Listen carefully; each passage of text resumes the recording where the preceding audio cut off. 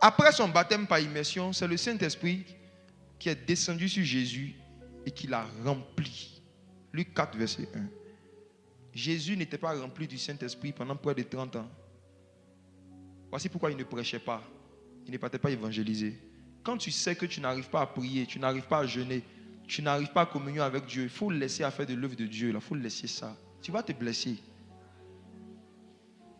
Fais comme Jésus. Trouve du travail. Je parle à un pasteur qui est là. Tu sais que tu n'es pas rempli du Saint-Esprit, mais tu continues de prêcher. Moi, je te donne un conseil. Il faut faire une pause. Choisis quelqu'un qui est rempli du Saint-Esprit. Il va prêcher. Toi, cherche du travail. Ou bien cherche la plénitude du Saint-Esprit. Dans les deux cas, tu as quelque chose à chercher. Jésus-Christ, notre Seigneur, ne s'est pas permis de commencer un ministère sans être rempli du Saint-Esprit. Mais pourquoi aujourd'hui beaucoup de gens le font? Et ils ennuient le peuple de Dieu. Comment à cause de toi, quelqu'un paye le transport? Et la personne vient de loin, se déplace, il vient s'asseoir. Et il s'ennuie pendant 2 heures et il s'ennuie au nom de Jésus. Ça peut arriver une fois, mais chaque dimanche, il y a un problème. Comment l'onction peut ennuyer les gens? Comment le Saint-Esprit peut être là, l'esprit de joie, et puis des gens s'ennuient à l'excès? Luc 4, verset 1. Luc 4, verset 1. Jésus, rempli du Saint-Esprit, revint du Jourdain et il fut conduit par l'Esprit dans le désert. Jésus n'est pas allé dans le désert pour être rempli du Saint-Esprit. C'est parce qu'il était rempli du Saint-Esprit qu'il est allé dans le désert. On ne jeûne pas 21 jours pour être rempli du Saint-Esprit. C'est parce qu'on est rempli du Saint-Esprit qu'on jeûne. C'est quoi être rempli du Saint-Esprit? C'est ressentir à l'intérieur de son cœur une puissance et une force qui nous donne la capacité d'être en paix, en joie. En fait, on est rempli du Saint-Esprit lorsqu'on arrive à manifester avec aisance le fruit de l'Esprit. Galates chapitre 5, verset 22. La plénitude du Saint-Esprit, ce n'est pas même d'abord pour le ministère, c'est pour nous-mêmes. C'est quand tu es rempli du Saint-Esprit que tu aimes prier. On est rempli du Saint-Esprit lorsqu'on ressent une forte envie de prier, de jeûner, d'adorer Dieu, de louer Dieu, de lire la Bible. C'est comme ça qu'on sait qu'on est rempli du Saint-Esprit. Quand on est rempli du Saint-Esprit, on se sent attiré par les choses de Dieu. On a une passion pour les choses de Dieu. Si lire la Bible t'ennuie, si prier t'ennuie, tu n'es pas rempli du Saint-Esprit. Et je parle surtout à vous qui conduisez les gens. Comment toi-même quelque chose qui t'ennuie, tu veux que ça égaye les gens? Homme de Dieu, toi-même tu t'ennuies dans ta chambre. Quand toi-même tu es seul là, prier longtemps, méditer pendant longtemps, ça t'ennuie. Maintenant tu viens devant les gens et tu veux que quand toi tu prêches, ils soient édifiés. Toi-même tu n'es pas édifié. Être rempli du Saint-Esprit, ce n'est même pas d'abord pour aller prêcher, pour aller faire le ministère. C'est pour aimer Jésus, pour aimer les choses de Dieu. Pour être rempli d'affection pour les choses d'en haut, où Christ est assis à la droite de Dieu. Tu sais que tu es rempli du Saint-Esprit quand tes désirs, tes pensées, tes recherches se tournent vers les choses spirituelles. Là, tu es rempli du Saint-Esprit. Mais quand ce qui a rempli ta tête, c'est il y a mes maris quand? Il y a avoir l'argent quand? Tu es rempli de la mairie. Non. Ce qui te remplit, c'est la chose à laquelle tu penses le plus. C'est la chose qui te préoccupe le plus. Et on peut perdre la plénitude du Saint-Esprit en fonction de ce qu'on entend, en fonction de ce à quoi on ouvre notre cœur. Oui. Maintenant, après être rempli du Saint-Esprit, l'autre expérience que le Saint-Esprit a fait avec Jésus, homme qui veut faire avec nous, c'est être revêtu de la puissance. Luc chapitre 4, verset 14 maintenant. Luc 4, verset 14. Jésus, revêtu de la puissance de l'Esprit, retourna en Galilée et sa renommée se répandit dans tout le pays d'alentour. Dans le baptême du Saint-Esprit, voici les deux expériences. Il y a rempli et à revêtu. Rempli et revêtu. Et vous allez voir que dans le cas de Jésus, il a été rempli au verset 1, revêtu au verset 14. Ça veut dire que c'est deux expériences qu'on ne fait pas en même temps dans la vie chrétienne. On peut être rempli du Saint-Esprit pendant 10 ans sans jamais être revêtu de la puissance du Saint-Esprit. Et la majorité des gens que je connais, même des hommes de Dieu, ne sont pas revêtus de la puissance du Saint-Esprit. C'est pourquoi, quand ils doivent imposer les mains, mon frère, viens.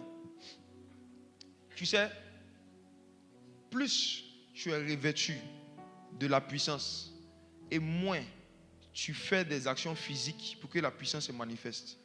Parce que ce n'est pas toi qui agis, c'est le vêtement qui agit en toi. Quand quelqu'un n'est pas revêtu et qu'il veut forcément prier pour quelqu'un, il est obligé de se muscler, d'appuyer parfois de déséquilibrer volontairement avec un complice derrière qui te tire. Parce que, merci, assieds-toi. Dans le milieu évangélique, malheureusement, on mesure la puissance ou l'autorité de quelqu'un en fonction de sa capacité à faire tomber quelqu'un quand il prie pour la personne. Et même des personnes eux-mêmes, quand ils prient que personne ne tombe, ils ont l'impression que Dieu les a abandonnés. Je me rappelle de regarder une vidéo, un homme de Dieu qui disait qu'il va démontrer la puissance. Donc démontrer la puissance pour lui, c'était genre, il va prier, les gens vont tomber. Et il est venu, il a appelé un frère. Je bénis Dieu pour la vie de ce frère, très serein. Il a commencé à faire des prières dans le but que le jeune tombe. Il était serein. Il dit, regardez, vous allez voir. Le Saint-Esprit va le projeter au sol. Le frère était serein. On le filme, on le regarde. Il a mis sa main sur la tête du frère. Il prie, il fait tout, le frère. Donc, il y a un genre d'imposition des mains. Là. Viens te montrer. Vous allez voir ça souvent. On fait comme ça.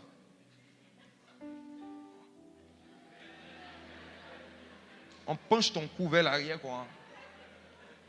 Il a commencé à faire ça. Il a tordu le cou du frère. Le frère a mis son pied derrière comme ça. Vous savez, pour ceux qui ont déjà fait les arts martiaux, regardez, ceux qui ont déjà fait les arts martiaux, parmi les techniques qu'on nous apprend pour que dans les combats, on ne soit pas déséquilibré, c'est le fait de mettre le pied droit comme ça par derrière. Quand tu mets ça comme ça, on ne peut pas te faire tomber, c'est impossible. Comme j'ai pratiqué, j'ai vu le frère faire ça. Quand le gars comme ça tord son cou, il a mis son pied comme ça par derrière. Cette position, on ne peut pas te faire tomber, c'est impossible. Il fait tout. Et puis maintenant le pasteur dit dans la vidéo, Seigneur, ne m'abandonne pas. Histoire vraie. Mon Dieu ne m'a jamais abandonné. Père ne m'abandonne pas. En tout cas, le jour-là, Dieu l'a abandonné. Parce que le gars est resté serein. Le Saint-Esprit est un gentleman. Ce n'est pas lui qui fait tomber les gens. C'est la puissance qui fait tomber. Ce n'est pas le Saint-Esprit. Parfois, les gens sont touchés par la puissance, pas par le Saint-Esprit. La puissance est le parfum du Saint-Esprit. La puissance n'est pas le Saint-Esprit. Le Saint-Esprit est une personne. La puissance est un parfum. Et il arrive que lorsqu'une personne se rapproche de toi, tu peux sentir son parfum. Et parfois, quand le Saint-Esprit se rapproche de certaines personnes, ils sentent sa puissance. Et c'est la puissance qui fait tomber, parce que le corps humain, parfois, ne supporte pas le poids de la puissance. Mais ce n'est pas le Saint-Esprit. Le jour où le Saint-Esprit ne veut pas que ce soit sa puissance qui te touche, où il veut lui-même te toucher, tu ne tombes pas. Tu vas fondre.